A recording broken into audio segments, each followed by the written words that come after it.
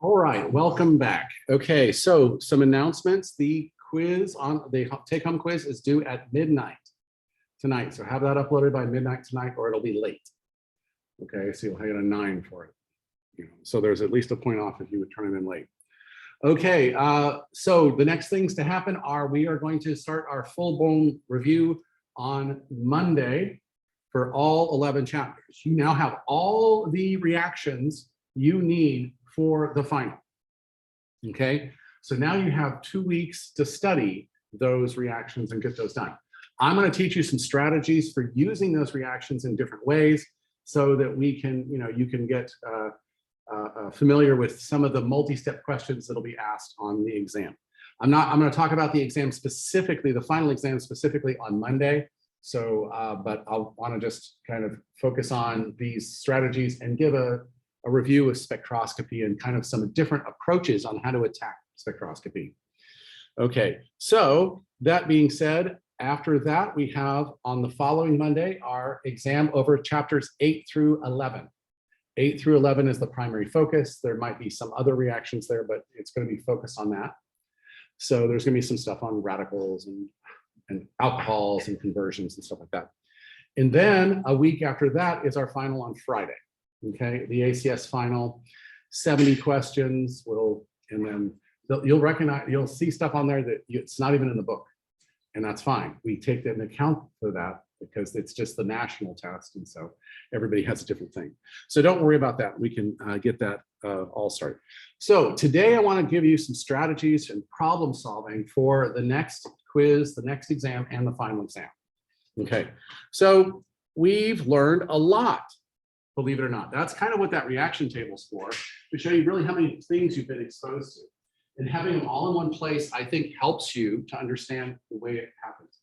In this case here, we're looking at this, right here, we know we can do something simple. This is something we just learned in the last chapter, where we looked at this peracid metachloroperbenzoic acid as a way to make an epoxy.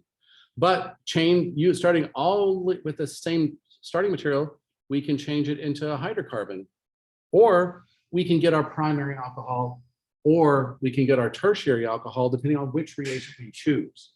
So it's very important to be able to go the reactions forward and figure out what the regiochemistry is, and go backwards to figure out where you want it to start.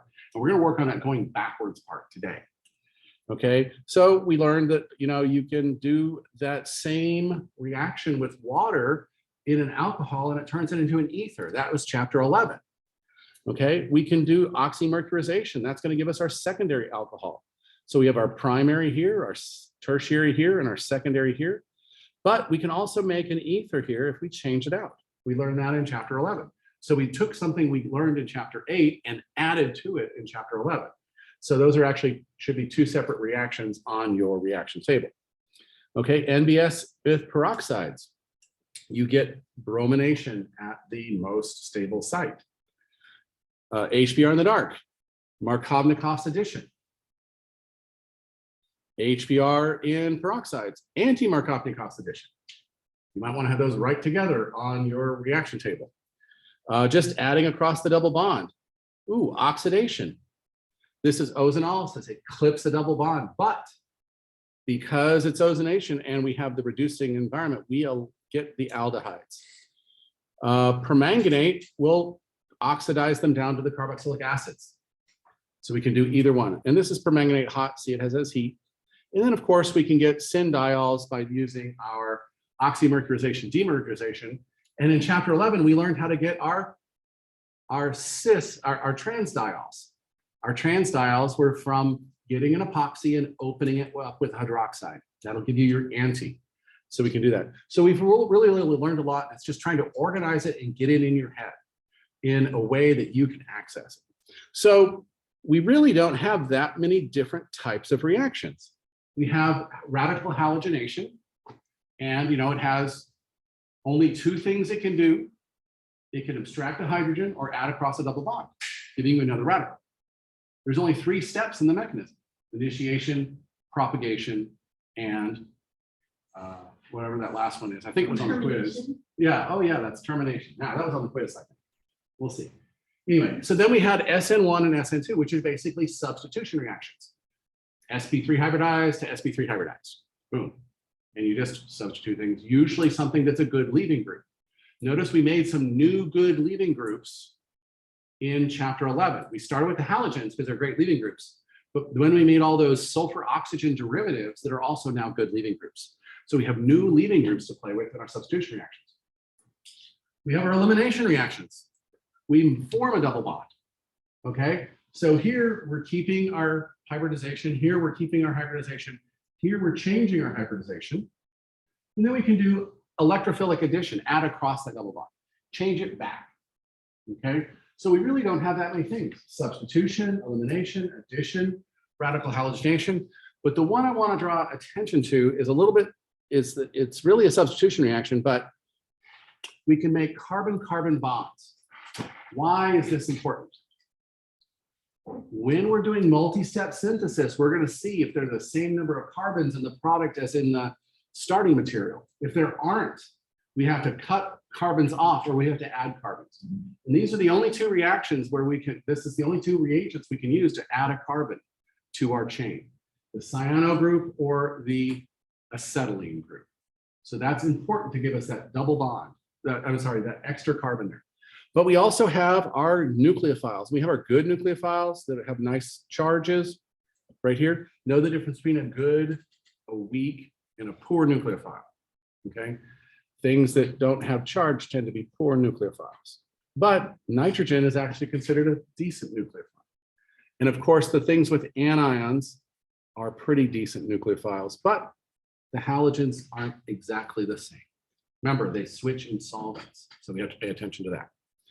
Okay, so that being said, let's talk about retrosynthetic strategies, because this is going to help a bit on the next exam and the final. So I wanted to bring it up here. I've talked about this in class before, but the first step is to look at the number of carbons at the beginning, your starting material in your product. Okay, if you're adding 2 carbons, you're probably doing something with acetylene. If you're losing carbons, you're probably doing some kind of alkene oxidation. Those are the only way to add carbons or lose carbons. Okay, everything else is substitution or the carbons stay. So that's a very important strategy to think about. Once you figure that out, now focus on the functional groups. Did the functional group change? If so, how did it change? And do you know a reaction that goes in between those 2 functional groups? We know now how to make halides out of alcohols, and we know how to make alcohols out of halides. So we can actually go back and forth on those now. We learned how to make those halogens, those alcohols into halogens with PBr3 or SOCl2, thionyl chloride. We've learned to do those. Well, you've at least been exposed to it. Hopefully you're doing the homework and learning. Okay, so the next thing we have to do is work backwards from what we have to a reaction we know that, well, it'll back up and that reaction starting material would be, and then how close is that to where we need to be?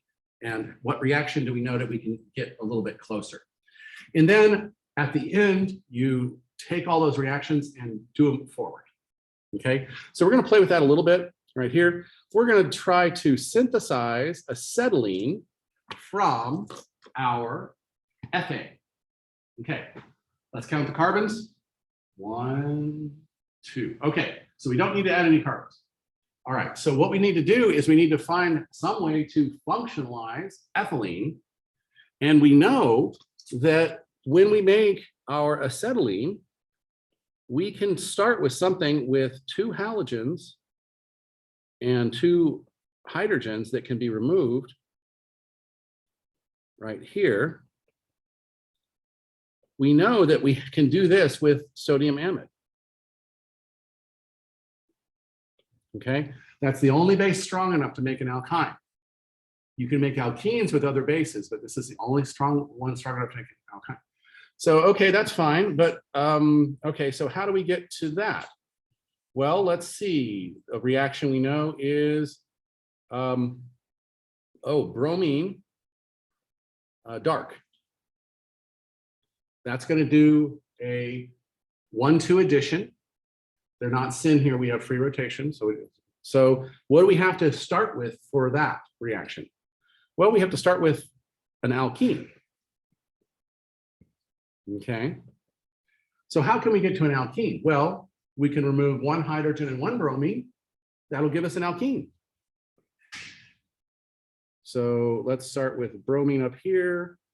And then of course we want our leaving group anti-periplanar right here. So how do we get to that? Oh, radical halogenation. Radical halogenation, they're both the same. So we can get there with bromine peroxides. Okay, so this is our strategy. This is base. Let's do methoxide. No, let's do ethoxide. All right. So we now have all the different steps possible to get there. So now we have to rearrange them and put them in the right order. So now we're going to put them in the right order. Right here. Obviously, it's better if you have it written on a separate page and so you don't miss a step, but we're going to put them in order here. So we're going to take this and we're going to go radical halogenation, bromine with peroxides. It's going to give us a monobromo ethane. And then we're going to take base E3CH2O alkoxide in ethanol. Now I'm going to add heat. Why am I adding heat? It encourages elimination over substitution. Okay, and that's going to give us our alkene. So then we can do our bromine in the dark. And that'll give us our 1,2-dibromo compound. And then we use 2 equivalents of sodium amide. Why 2? One equivalent is going to take off one HBr. The next equivalent is going to take off the second HBr to get our acetylene. Okay, so do we see the strategies here for doing a retrosynthetic synthesis? Okay, so it's basically knowing those reactions backwards. Okay, knowing those reactions backwards. Okay, so let's do another kind of problem, a multi-step synthesis. When I do a multi-step synthesis, I always draw the intermediates so that I don't forget something, okay? So what we're gonna have here is we're gonna have this as our starting material. We're gonna use sodium amide. Wait, we just used sodium amide to make an acetylene. Oh, but that has an acidic proton on it too, right? So we can remove that acidic proton right here with that sodium amide. So that means the intermediate is this one right here is an anion. So now it's a nucleophile, okay? So what's the next thing we add? Oh, we're adding a propyl group with a bromine on it. Okay, that's a primary alkyl halide. It's going to do an SN2 reaction. And when it does, it's going to add 1, 2, 3 carbons. 1 carbon, 2 carbons, 3 carbons. So this is our next intermediate. So we're just building up what it is, right? And then our last thing is hydrogen and Lindlar's catalyst. Okay, what does that do? Well, hydrogen probably attacks the acetylene, but what does the Lindlar's do? It's the poison catalyst. It stops at the alkene. But what kind of alkene? A cis alkene or a trans alkene? It's a catalyst, and the hydrogen's adding across it syn. So it's going to give us our cis alkenes. So our product should look something like this.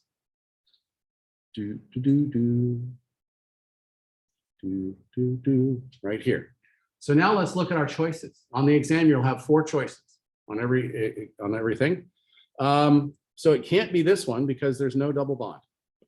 Okay. So I'm going to draw the hydrogen here and the hydrogen here. And remember, we're cis because of the catalyst. So let's see. So we can't be that one because that's a trans.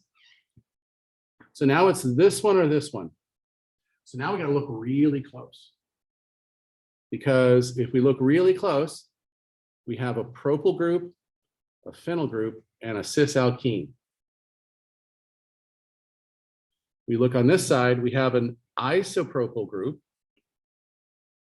a phenyl group, and a cis alkene. So which is our product? A or D? Well, look at our reagent. We used that. We're using an SN2 reaction. It's not going to rearrange. So it's going to be A. A is the correct answer. Okay, you see how to attack the problem. Okay, attacking the problem lets you calm down and just try to remember your stuff that you've tried so elegantly to shove in your head. Okay, all right, let's do another one right here. All right, which two of these reactions will give the product shown? Okay, so it's shown here where the two alcohols are at the top. So what I'm going to do is every time we make a product, I'm going to orient it so the two alcohols are in the same place, so we can see if they're the same or not. Okay, and we're going to start with acetylene, and we're going to use hydrogen with nickel 2 boride, nickel boride. What's that? That's the other reagent for making cis alkenes. It's the other Lindlar catalyst. Okay, so a Lindlar light catalyst. Okay, so we're going to get, in that case, we're going to get a cis alkene. So we're going to get that with a methyl group coming off this way, and a methyl group cis alkene coming off this way, hydrogen and hydrogen. Okay, what's the next step? Ozonolysis. What happens in ozonolysis?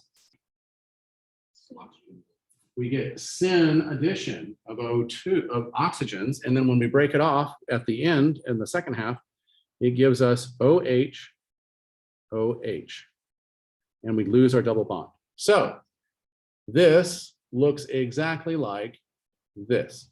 So I'm going to say yes, this one forms that product.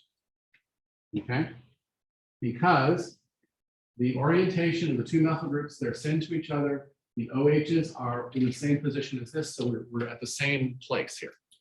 Okay, so I'm going to say that one's yes, and I'm gonna erase it. Unfortunately, oh, erase it. Okay, now let's do the next one. We're going to do this right here: sodium with liquid ammonia. Which one's that? That's a reducing reagent, but because of the mechanism, the radical anion mechanism, it gives us trans. So we're going to draw our intermediate product here, CH3, hydrogen, CH3, because it's giving us our trans right here, and a hydrogen out here. Now, if we do ozonolysis here, we're going to end up with our OH here and our OH here. Okay, are these the same? In this one, our methyl group is back on the left side, and our methyl group is forward on the right side.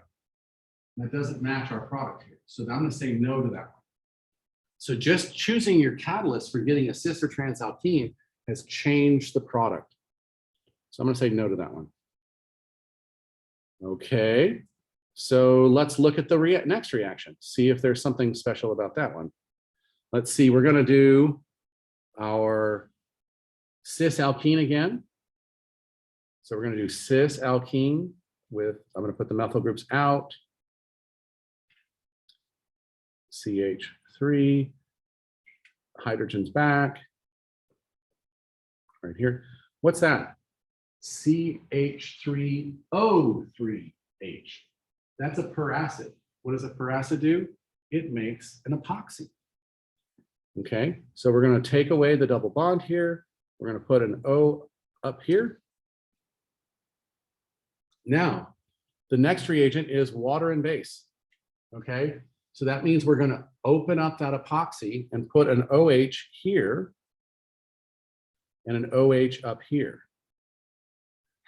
Okay, because that's an anti-addition. It has to go on the bottom because the other one is already covering the top. So it has to go anti-addition. So with anti-addition here, well, it doesn't quite look like this. So what I'm going to do is I'm going to rotate this side around so the OH is facing up. And when I do that, the OH comes up, the CH3 is in the back, and the hydrogen is now in the front. Okay, do we see how I rotated that just 120 degrees? I'm sorry, 180 degrees. And now that the two OHs are up, one of the methyl groups is back and one of the methyl groups is forward. So that doesn't give us our product. So that's a no. Okay. So let's look at the last one. Again, we're going to get our transalkene. We have, let's do our methyl group back here, our methyl group forward here, our hydrogen back here, and our hydrogen forward here. And we're going to do that same thing. We're going to make our OH up here. I mean, our epoxy there. And now when we ring open it again, we're going to have our OH on this side and our OH on this side. And so now if I do that same thing and I rotate this OH, oops. If I rotate this OH up 180 degrees, we're going to have the methyl group is going to flip to the back, CH3. The hydrogen is going to flip to the front, right here, and the OH is going to be on top. Okay, that looks pretty similar, but does it look exactly the same? Well, if we rotate it this way, it's going to be exactly the same. We rotate it from back to front, the methyl groups go in the front, and it looks exactly the same. Is this a chiral molecule?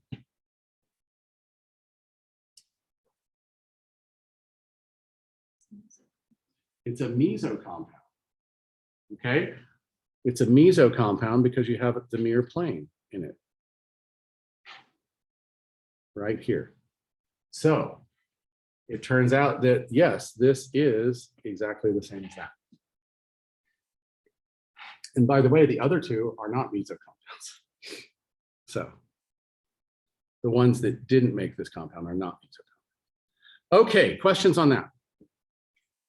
Okay, so in this case, you're doing each step. You want to draw the product in each step so you don't lose any carbons or lose any side groups. Okay. All right. So, okay. Let's look at this here. We're going to take this. Oh, that's the same thing. Sorry, that's spread out. All right. So now we have we're trying to make this transformation. And again, we have to do a retrosynthesis. So we're going to start with the number of carbons. Okay. So we have 6 carbons on this side and 1, 2, 3, 4, 5, 6 carbons on that side. So we don't have to lose any carbons. Okay. But we have 2 aldehydes. Okay. We have a reaction for that of making aldehydes from alkenes. What reaction is that? Now we're making aldehydes. So we can't use permanganate because that's going to turn them down to carboxylic acids. But we can use ozone with dimethyl sulfide as a reducing reagent. So our first step is going to be to go to our alkene and our ozone with dimethyl sulfide. Okay, so how do we get an alkene? Well, we can get an alkene the way we always make alkenes, which is dehydrohalogenation. And that's base. Okay, and how do we get a bromine on there? Radical halogenation. That's the only thing that we do with it but burn. So our retrosynthesis to there is bromine plus peroxides, or bromine or NBS. Could we use chlorine here? Could we use chlorine here? It's less selective, but more reactive. Turns out we could use chlorine because they're all the same. They're all CH2s. They're all CH2s, so it doesn't matter. You can use chlorine on this one because it would only halogenate once. Okay, so now let's back it up and just take away our backwards things. So we have bromine and peroxide. We have base, something like, it's a secondary, so we can use methoxide and methanol, and heat, make sure there's heat there. And then we can use ozonolysis right here. What if we didn't want the aldehydes? What if we wanted the carboxylic acids? We only have to change the last step. Change the last step to permanganate with a little bit of base and water, and it would turn it into the dicarboxylic acid. We didn't lose any carbons. I just drew it really fun. So do you see the strategy on how to study now? Where you want to know the reactions forward and backwards and be able to select the right path. Okay, so now I'm going to switch gears a little bit and remind you about spectroscopy and review a couple things about mass spec. All right, so the most important thing about IR spectroscopy is this slide. Okay, this is a really telling thing. You have all of your hydrogens right here. The ones that hydrogen bond and the ones that don't. The ones that hydrogen bonds have broader peaks. Nitrogen is great because it tells you how many hydrogens it has on it.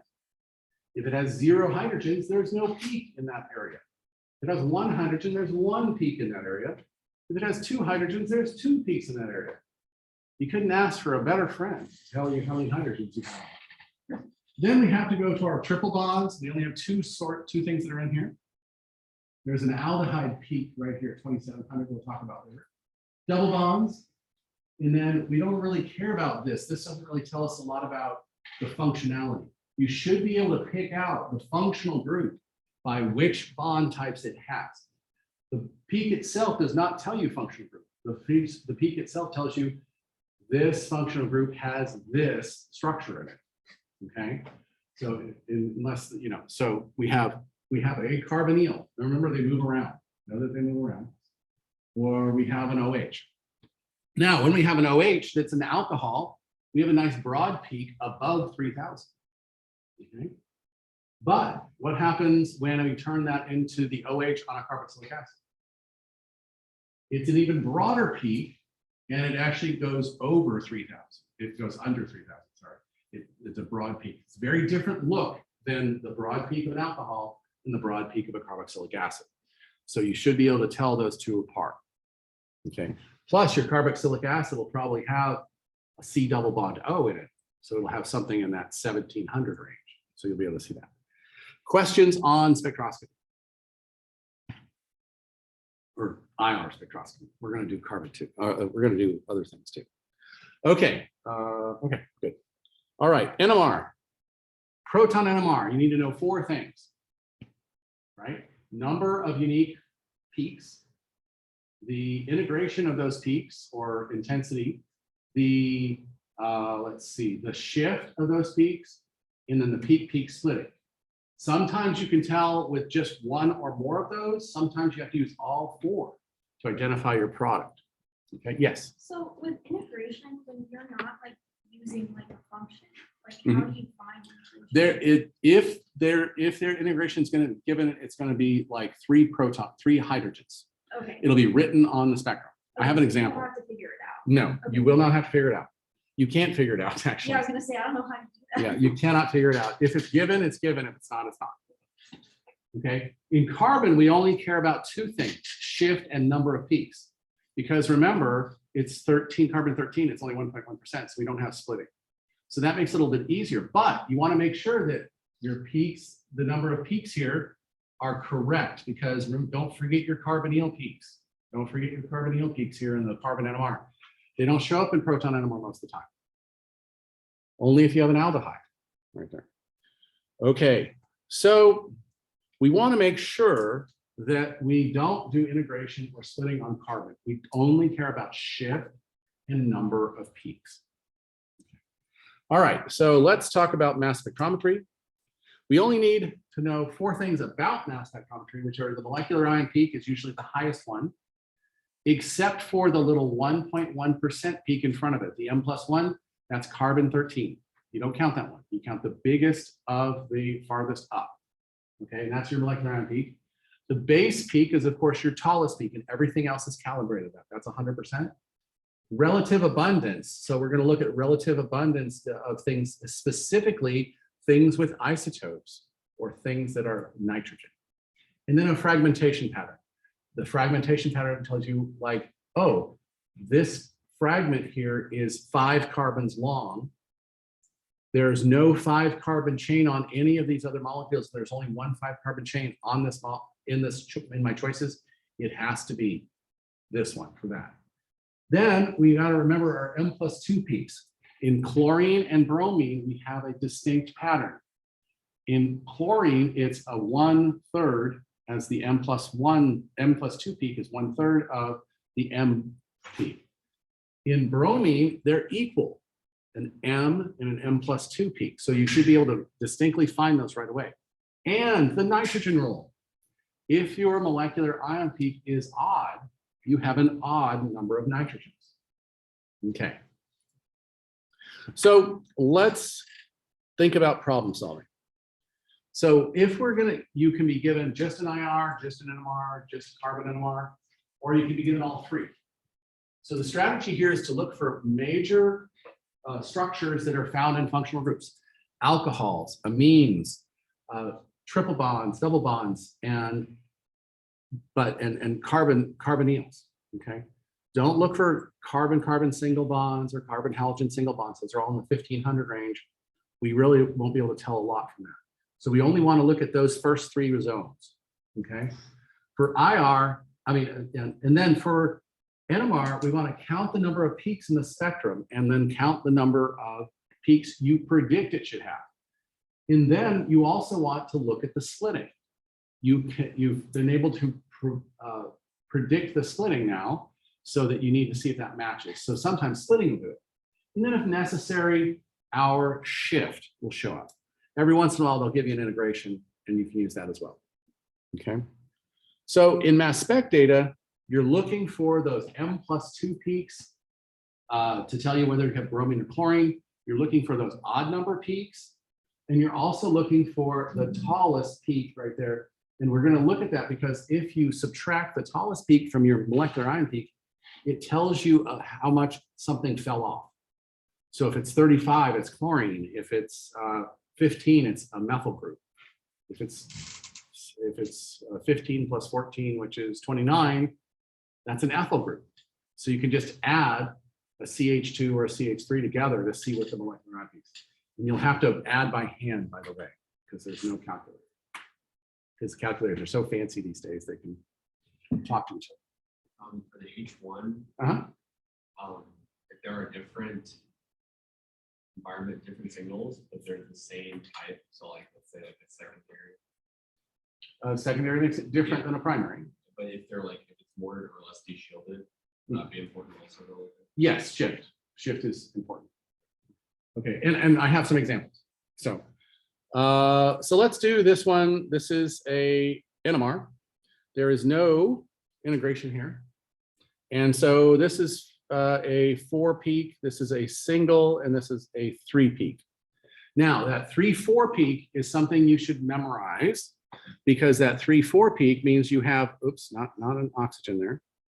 You have something, you have an ethyl group hooked to something, okay? And if it's hooked to an oxygen, it's gonna be up near 4 ppm.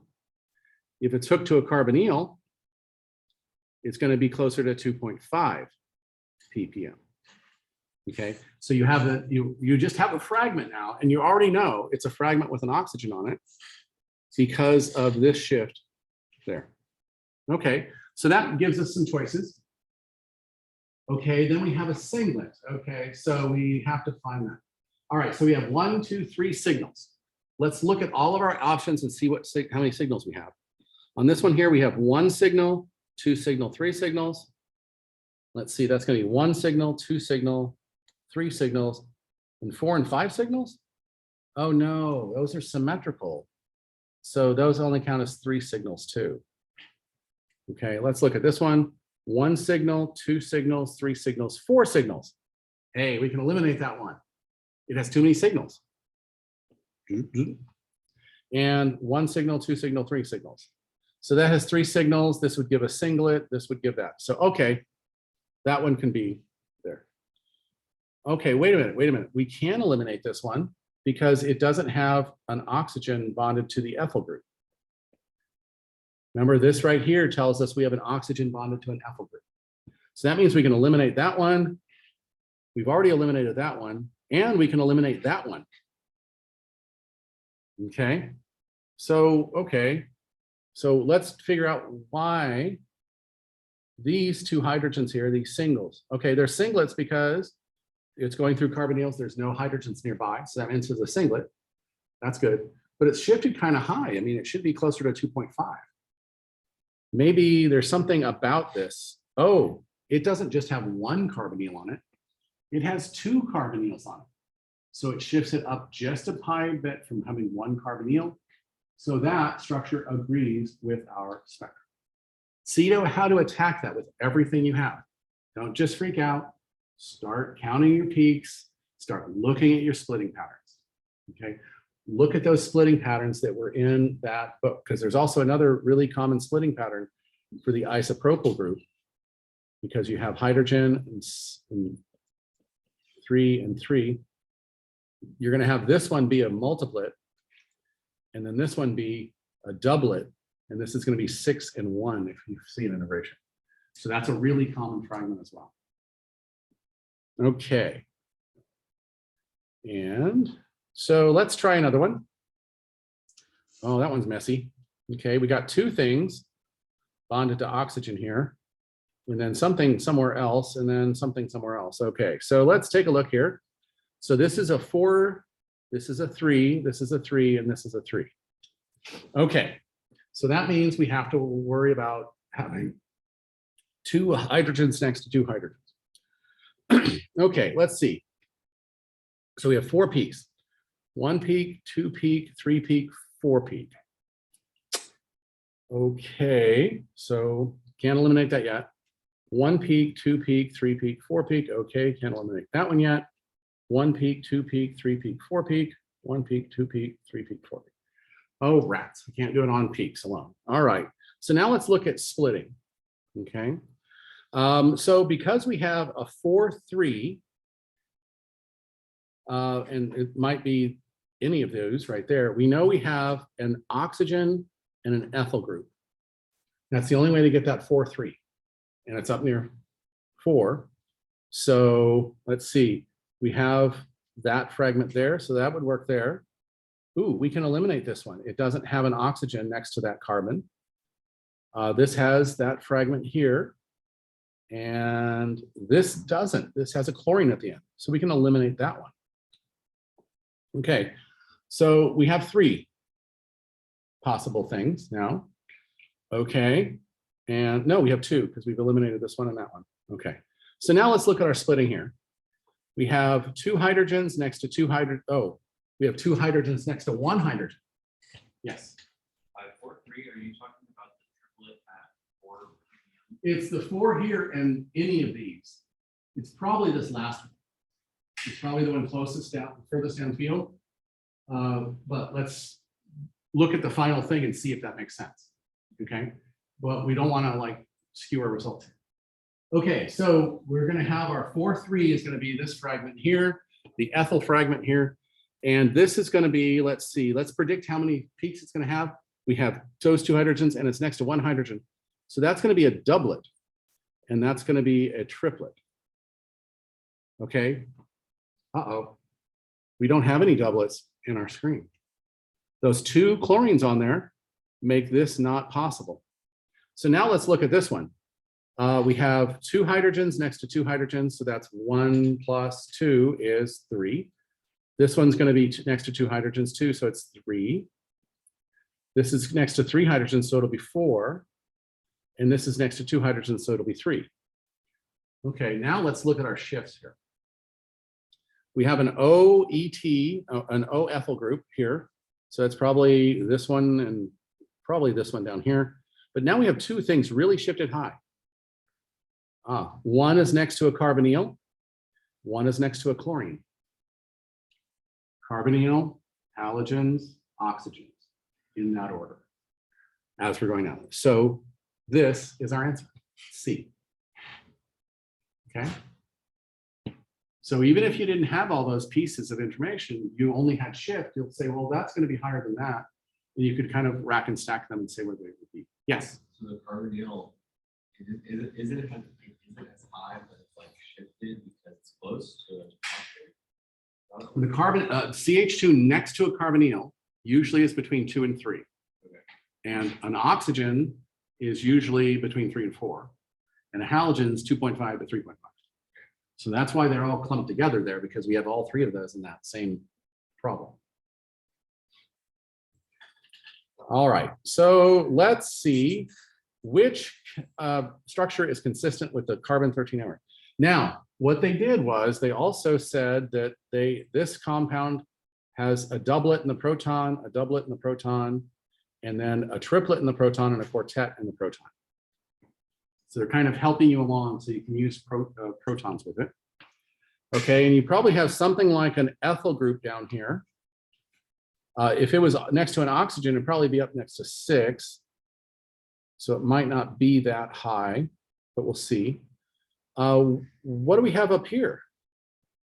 It's above 185. So it has to have an aldehyde or a ketone there.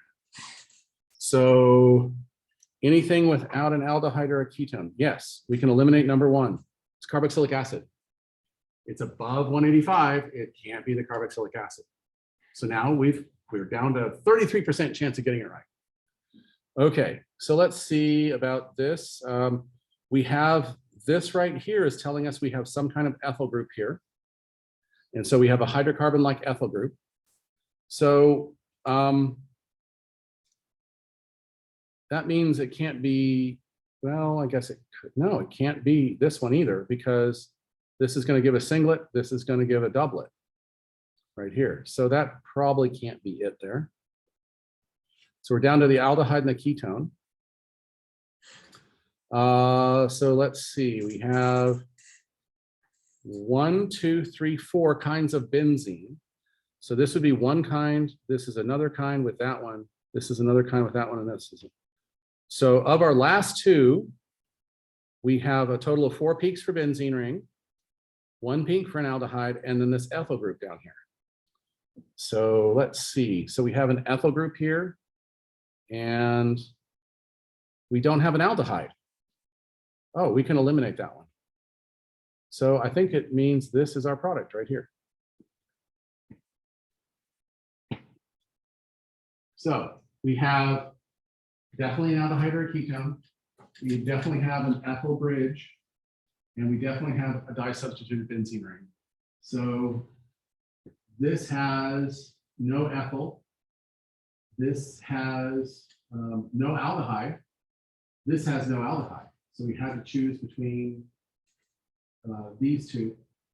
Oh, no, we have, no, that leaves it this one. No ethyl, no aldehyde, no aldehyde means this is our only thing. Okay, see how you need to have it be supportive toward all of your data. All right, last one. Which compound would show a molecular ion peak of 144 and a major fragment at 71? Well, it's an even number, so it has no nitrogen in it. So we're done there. 71, let's see, what would 71 be?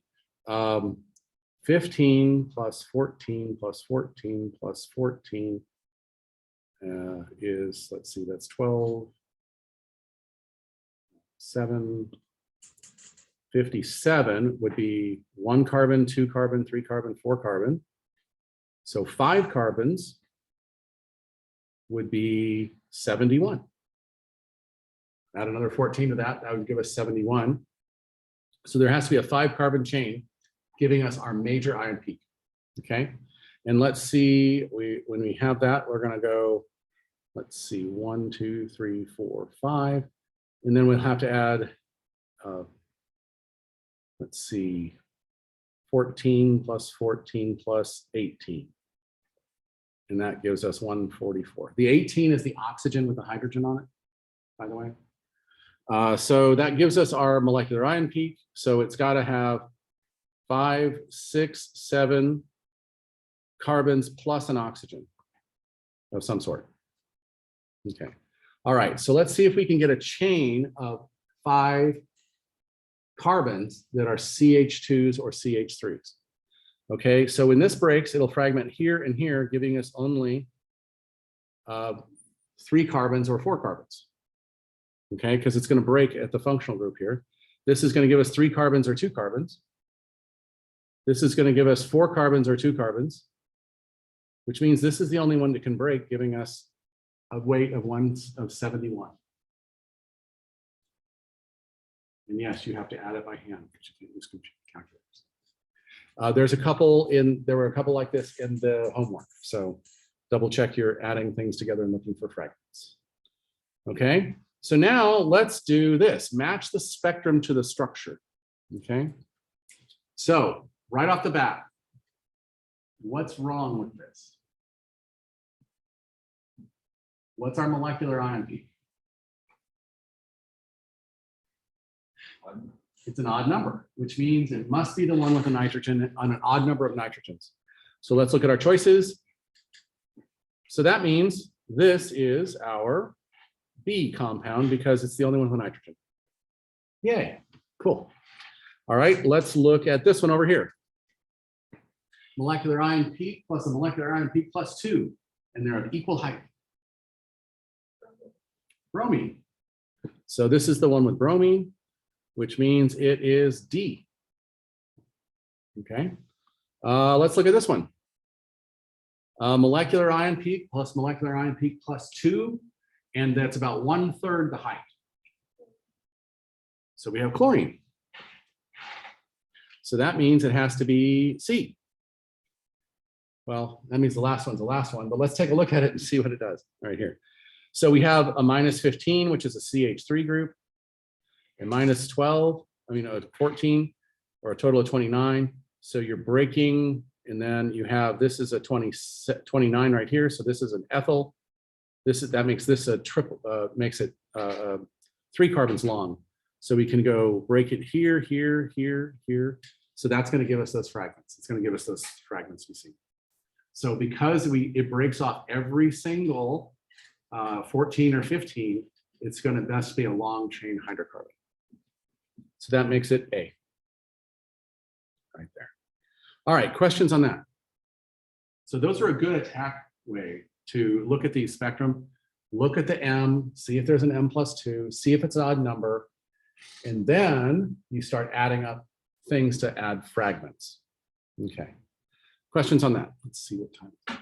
Oh, getting there. All right, so now let's do this one. This is harder than what you'll see. This is from the homework, from I think a previous book. But what we're going to do here is we're going to use a strategy that you can use for any of these. You're given a structure to look for. Okay, if they draw the name, if they give you a name, go ahead and draw the structures out to see which one fits. Okay, so we're going to take from this all the information we can and then see if we can't kind of elucidate what the structure is. So if we look here, this has an integration on it. So the 1H means there's 1 proton here, 2H, 3H, and 2H and 3H. Okay, so this looks like a triplet. This looks like a triplet. This looks like a quartet. If it's not obvious on the exam, it'll say triplet or quartet. It'll have a Q or a 6 or something. And then this is a singlet right here. So that means those 3 hydrogens are off by themselves. Okay. So we have 2 and then 2. And so we might have an ethyl group here of some sort. But what's this peak way up here? Those 6, 1 proton. Let's see, we have carbonyl next to carbonyls, next to halogens, next to oxygens, double bonds. Double bonds is the next thing, and then benzene rings are the next thing. So I think we have a double bond with 1 hydrogen on it right here, and then 3 other things. Why do I say 1 hydrogen? Because there's 1 hydrogen here, so it must be trisubstitute. Okay. So let's go see what the carbon gives us. So I think we have an ethyl group somewhere. We have a methyl group off by itself, but oh no, it's a methyl group probably next to a carbonyl then. So we need to look for a carbonyl right there. So let's look at our carbon NMR. We have a CH2, and a CH3. So I think we have our ethyl group here somewhere. And then we have two kinds of carbons in the alkene range. That means we have a carbon that's disubstituted and a carbon that has a hydrogen on it. And then we have something way up here at 200. We have our carbonyl. Okay, and notice it doesn't have any hydrogens on it. So that means we have a ketone probably. Okay, so now we have 1, 2, 3, 4, 5, 6 kinds of carbon. We have 1, 2, 3, 4 kinds of hydrogen. And we have a carbonyl in there somewhere. Okay, let's take a look at our system here. It looks like we have our carbonyl here. It looks like we have our double bond here and our CO here. So the IR is consistent. We have no other functional group, no triple bonds, no OHs or anything like that. So what we'll look for in our product is probably something like, let's see, a CH2, and then, oh, I bet it's going to be something like, your choice will have something like maybe this, and then carbonyl here. No, that's too many hydrogen peaks. 1, 2, 3, 4, 5. 1, 2, 3, 4. So yeah, maybe something like that, or there'll be something over here. They'll give you a choice, and you're gonna look for the thing with the fragment, the thing with the ethyl group, the thing with the alkene, the thing with just one hydrogen on the alkene. So you're looking for those things. Oh, I bet it's a cyclic. I bet it's something like that, maybe. That CH3 is off there. That's 1, 2. Oh, it's a cyclopentane. 1, 2. 2, 2, 3, and 1. Yeah, it's a cyclopentanone. Let me redraw it. Oops. Yeah, 3 hydrogens, 2 hydrogens. Yeah, that makes sense. Are those little tiny peaks on the IR next to the carbonyl showing you that's in cyclic? No, nothing down here tells us anything about. Those Oh, oh, these things up here? Yeah. No, they're usually just impurities or something. Okay. So we have to put a methyl group on here somewhere. So, and then we'll put the methyl group there. So we have 2, 2, and 3, and 1. Okay. Oh, but this is a multiplet right here. So that means our hydrogen actually has to be over here. So our hydrogen's over here, so it'll split with these over here. So that means our methyl group has to be here. It would be easier if they gave you choices. Yes. I was gonna, so there is gonna be choices. There will always be The choices. homework was like great. Yes, but that's just to get you to think through it and think through it in a logical pattern. The exam will have choices, 4 choices.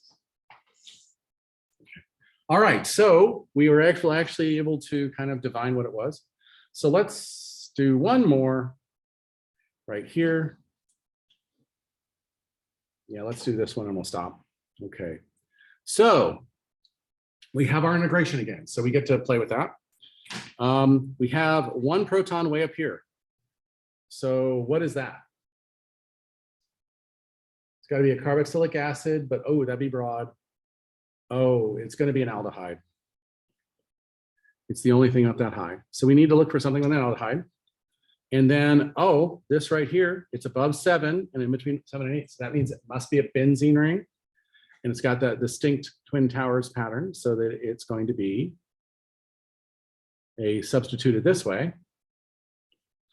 And then we have this one multiplet with a 6 right here. Okay, so let's see how many peaks we have here. We have 1, 2, 3, 4 in the benzene area. So we would have carbon peaks would be, actually, carbon peaks would be 1, 2, 3, 4. So this would be 1 peak. This would be the second peak. This would be a 3 and a 4. We have 1 peak that's has a hydrogen on it. So that makes it not a ketone. It makes it an aldehyde. Then we have 1 and a 3.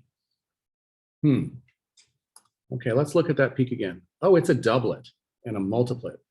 So that is one of those patterns. It is a hydrogen here, CH3 here, and a CH3 here. That's the only way to get this. Notice you have 6 protons that are split only once. So there can only be 1 hydrogen nearby. Okay, so that means this has to be one fragment of one side of the fragment, and that has to be the other side of the fragment, because that accounts for all signals now. Let's count the signals here. So one signal is there. These signals are here and here. This signal is here, and the big signal here is this over here. So we didn't even have to look at the IR, but we're going to look at the IR just in case, because right here, this big peak right here is at 2750. That's where the hydrogen for an aldehyde comes up. Okay, that's why that hydrogen zone goes all the way down to 25. Okay, because that is the 2750 wave numbers peak. All right, questions on that? Yes. Does that mean that not the aldehyde, but the multi, how do you say it? The multiplet? Yeah, the multiplet. That's just the one hydrogen. That's the one hydrogen that was split by the 6 other hydrogens. So it's probably heptet, probably count 7 there. For all that as it being Yeah, so whatever it's hooked to is here. So it's split by these 3 and these 3 for a total of n+1 is equal to 7. Okay, so on Monday, I'm going to start the chapter by chapter review. Okay, it's already posted on, so you can start studying this weekend. Yeah. Or finish your reaction tables. Okay, we're going to go chapter by chapter, most important things. It's not the only things, but they're the most important things. And then on Wednesday, we're going to have a quiz over chapter 11. It's our last quiz. Yay. And then we're going to continue our review. And then we'll have chapter 8 through 11 exam on the following Monday.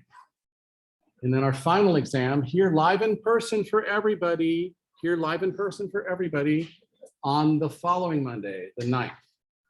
Okay. So it must be in person, so plan ahead. All right. Any questions?